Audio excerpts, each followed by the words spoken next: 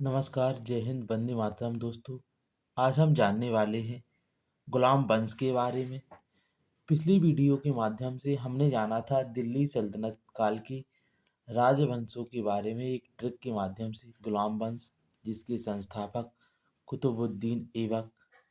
लेकिन गुलाम वंश के वास्तविक संस्थापक शमसुद्दीन इल्तुतमिश को माना जाता है। कुतुबुद्दीन ऐबक का शासनकाल 1206 ईस्वी से लेकर 1210 ईस्वी तक रहा। इन्होंने अपना मकबरा लाहौर में बनाया एवं राजधानी भी लाहौर को बनाया।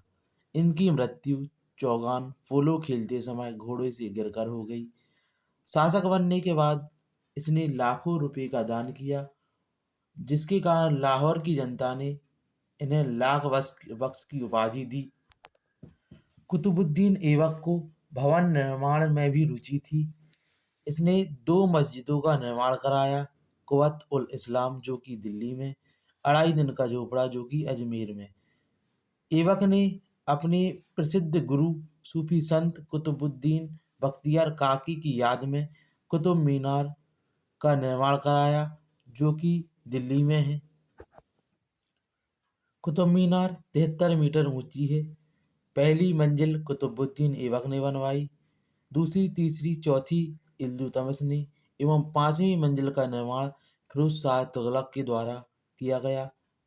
नोट: यह इतिहास का एकमात्र शासक था जिसने राज सिंहासन ग्रहण नहीं की। 1210 ईस्वी में ऐबक की मृत्यु के बाद आरामशाह ऐबक का पुत्र शासक बना। 1211 ईस्वी में इल्तुतमिश और आरामशाह के मध्य जूट का युद्ध हुआ और इल्तुतमिश गुलाम वंश का अगला शासक बना। शमसुद्दीन इल्तुतमिश, जो कि गुलाम वंश का वास्तविक संस्थापक माना जाता है, इसका शासनकाल 1211 ईस्वी से लेकर 1223 ईस्वी तक रहा। यह कुतुबुद्दीन ऐबक का दामाद था। इसने दिल्ली को अपनी राजधानी बनाया। निजाम उल मुल्क उसके वजीर प्रधानमंत्री थे। इसने तांबे का सिक्का, जीतल और चांदी का सिक्का टंका चलवाया। इसने इक्ता प्रणाली अपनाई। इक्ता प्रणाली जो कि भूमि का एक टुकड़ा होता था। राज्य में अधिकारियों को वेतन के बदले दी जाने वाली जागीर भूमि इक्ता प्रणाली कहलाती थी। इसने 1221 ईस्वी में मंगोलिया के शासक चंगेल खा पर आक्रमण किया। दिल्ली सल्तनत काल में राजकीय भाषा फारसी हुआ करती थी। इल्तुतमिश ने 40 दल प्रथा की शुरुआत की।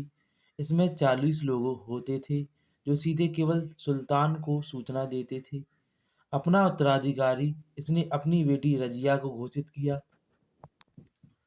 रुकनुद्दीन फिरोज 1236 ईस्वी में इल्तुतमिश की मृत्यु के बाद रुकनुद्दीन फिरोज शाह शासक बना, लेकिन सत्ता उसकी मां शाह तुगलक के हाथों में थी।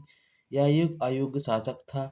उसके बाद रजिया सुल्तान को 1236 में शासक बनाया गया।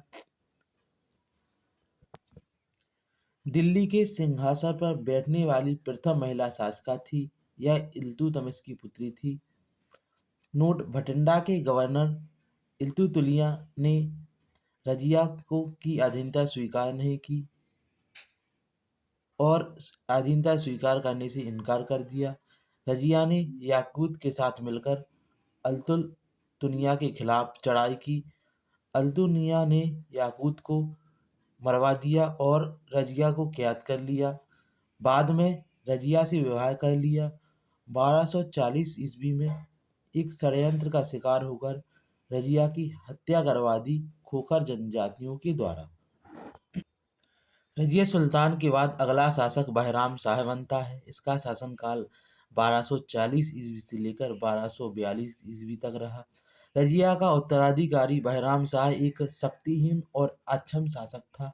अलाउद्दीन मसूद शाह 1242 से 1246 ईस्वी तक। इसके शासनकाल में बलबन ने नसरुद्दीन महमूद तथा उसकी मां से मिलकर नसरुद्दीन को शासन पर बैठाया। नसरुद्दीन महमूद 1246 से 1265 ईस्वी तक शासक शासक रहा। इसने बलबन को अपना वजीर नियुक्त किया और बलबन को उल्लू खां की उपाधि दी। गयासुद्दीन बलबन 1265 ईस्वी से लेकर 1287 ईस्वी तक रहा। बलबन के सिंहासन पर बैठने के बाद एक शक्तिशाली केंद्र केंद्रीय शासन का युग आरंभ हुआ। दल चालीसा के सरदारों की हत्या करवा दी। बलबन ने लौह और रक्त की नीति अपनाई।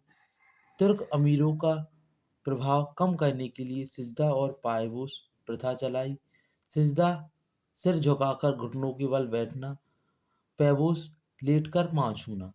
इसने नवरोज नामक त्योहार को मनाने की प्रथा शुरू की। बाद में औरंगजेब ने इस पर प्रतिबंध लगाया। कैकुबाद 1287 से लेकर 1290 ईस्वी तक अंतिम शासक क्यूमर्स जलालुद्दीन खिलजी ने इसकी हत्या कर खिलजी वंश की स्थापना की। गुलाम वंश के शासकों को हम इस प्रकार भी जान सकते हैं। कुतुबुद्दीन ऐबक, जो कि 1206 से लेकर 1210 ईस्वी तक शासक रहा। इल्तुतमिश 1210 से 1236, रजिया सुल्तान 1236 से 1240, बहराम शाह 1240 से 1242, नसरुद्दीन महमूद 1246 से 1265 और गयासुद्दीन बलबन 1265 से लेकर 1287 तक। इसी के साथ हमारी आज की वीडियो समाप्त होती है।